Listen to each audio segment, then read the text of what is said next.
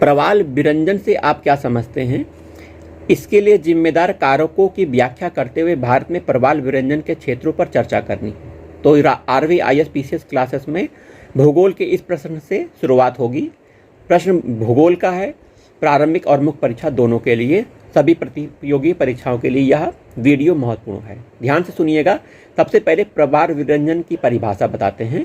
प्रवाल विरंजन coral bleaching से तात्पर्य प्रवाली संरचना से संबंधित पारिस्थितिकी घटकों के नकारात्मक प्रभाव के कारण प्रवालों के रंग में परिवर्तन से है। यह प्रवालों में होने वाले एक प्रकार की बीमारी है। प्रवाल विरंजन के प्रभाव से प्रवालों के विकास रुक जाता है, धीरे धीरे प्रवाल मर जाते हैं। वस्तुतः प्रवाल कीट ऊर्जा पूर्ति के जूजेंथेले नामक शैवाल एल्गी पर आश्रित होते हैं। समुद्री जल के तापमान में वृद्धि होने के कारण प्रवाल कीट जूजेंथेले को अपने शरीर से बाहर निकाल देते हैं, जिसके कारण प्रवाल अपना वास्तविक रंग खोकर सफ़ेद रंग का हो जाता है। रंग परिवर्तन की यह प्रक्रिया प्रवाल विरंजन या कोरल ब्लीचिंग कहलाती है। अब चर्चा करते हैं। इसके लिए जिम्मेदार कारकों की व्याख्या करनी है। भारत में प्रवाल विरंजन के क्षेत्रों पर चर्चा भी करनी है, तो धीरे धीरे आप सुनते रहिए। प्रवाल विरंजन का मुख्य कारण समुद्री जल के तापमान में वृद्धि है। उष्णकटिबंधीय क्षेत्रों में ग्लोबल वार्मिंग के कारण तापमान में वृद्धि हो रही है। सागरीय जल के तापमान में वृद्धि से प्रकाश संश्लेषण की प्रक्रिया रुक जाती है, जिससे कार्बन डाइऑक्साइड सुगर में परिवर्तित हो जाती है, जिसके परिणाम स्वरूप जूजेंथेले की मृत्यु के रूप में होती है तथा प्रवाल विरंजन प्रारंभ होता है। प्रवाल विरंजन के अन्य कारण भी जान लीजिए। अल्ट्रा वायलेट रेस पराबैंगनी किरणें, अल्ट्रावायलेट रेस पराबैंगनी किरण के विकिरण में वृद्धि होने से, भारी वर्षा और बाढ़ की वजह से, अवसादों में वृद्धि की वजह से, समुद्री प्रदूषण की वजह से, प्रवाल में होने वाले संक्रामक रोग की वजह से, औद्योगिक प्रतिष्ठानों से निकलने वाले गंदे जल की वजह से, कोरल खनन की वजह से, आर्द्र भूमि का भरना, एल नीनो के प्रभाव से, नाभिकीय पदार्थों की समुद्री में डंपिंग की वजह से प्रवाल विरंजन होता है। ये सब कारण हैं प्रवाल विरंजन के। अब आइए, भारत में प्रवाल विरंजन क्षेत्र निम्नलिखित हैं। कौन कौन से क्षेत्र भारत में हैं? कच्छ की खाड़ी, मालवान जो कि महाराष्ट्र में है, मालवन महाराष्ट्र में है, वहीं लक्षद्वीप, मन्नार की खाड़ी, अंडमान निकोबार द्वीप समूह। ठीक है।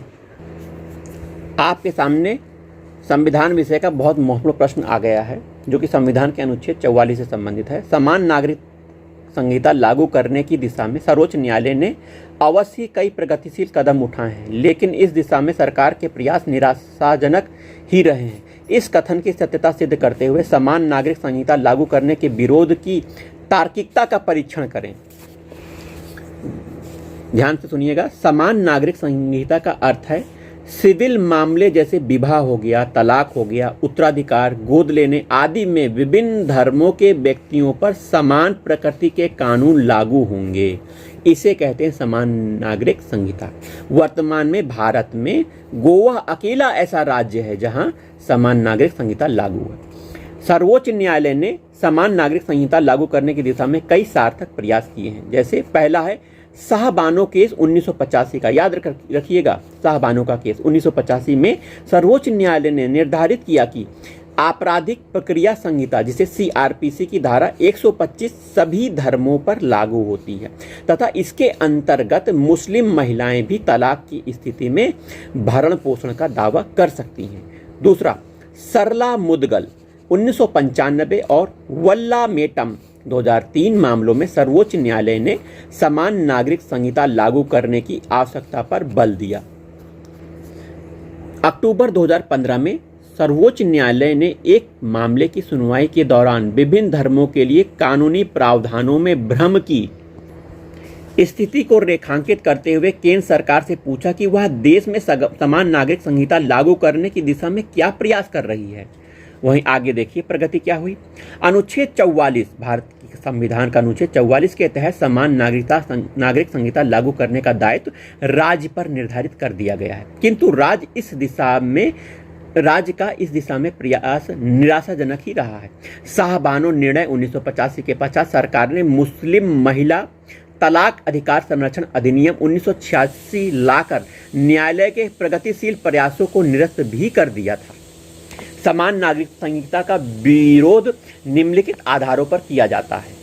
पहला, यह धार्मिक स्वतंत्रता अनुच्छेद 25 के अधिकार का उल्लंघन है तथा राज्य द्वारा व्यक्ति के धार्मिक मामलों में हस्तक्षेप है।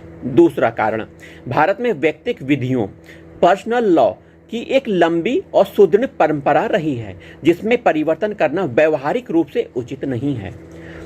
उपयुक्त तर्कों का निम्नलिखित आधारों पर खंडन भी होता है। देखिए, भारतीय संविधान राज्य को पंथ निरपेक्ष घोषित करता है क्योंकि भारत का संविधान पंथ निरपेक्ष है। अनुच्छेद 25 राज्य को यह शक्ति प्रदान करता है कि सामाजिक कल्याण और सुधार के लिए वह कोई भी विधि बना सकती है।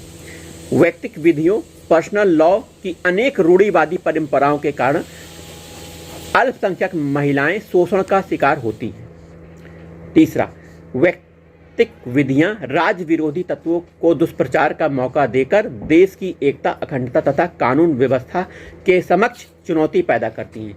इस प्रकार समान नागरिक संहिता समाज को अधिक तार्किक बनाकर देश के समावेशी विकास में सहयोगी होगी तथा देश की एकता और अखंडता को सुरक्षित करेगी।